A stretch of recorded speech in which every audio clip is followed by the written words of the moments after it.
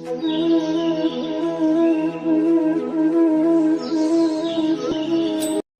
Hey guys, আজকে দেখতেই পাচ্ছ একটা নতুন রকম রান্না হচ্ছে, পালং কর্ন পনির। তো এখানে রয়েছে সবার প্রথমেই তেলের মধ্যে মেথি দিয়ে সেটা ফেলে দেওয়া হয়েছে জাস্ট গন্ধটার জন্য। তারপর দেওয়া হয়েছিল তেজপাতা, শুকনো লঙ্কা আর পেঁয়াজ কুচি দিয়ে এবার তেলে সেটাকে ভালো করে ভেজে নেওয়া হচ্ছে, হালকা মতো ফ্রাই করে নেওয়া হচ্ছে জাস্ট একটু রেড হয়ে গেলে। তো আজকে একটু অন্যরকম রান্না নিয়ে এসেছি।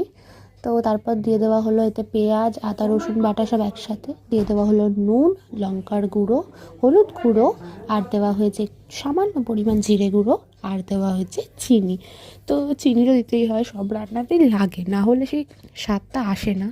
তারপর দিয়ে দেওয়া হবে এবার মশলাটা ভালো মতো সে একটু রান্না হয়ে যাক। তো মশলাটা ভালো মতো একটু রান্না হয়ে গেলে তারপর দিয়ে দেওয়া হলো একটু বাটার দিয়ে তারপরে একটু জল দিয়ে মশলাটা এবার হোক ভালো মতো, ততক্ষণে একটু আমরা ওয়েট করে যাই।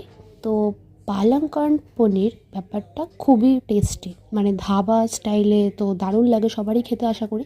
তো আমি খুব একটা পনির লাভার নই, বাট আমার সেদিনকে খুব ভালোই লেগেছিলো। তো কথা বলতে বলতে একটু টমেটো সসও দিয়ে দেওয়া হলো।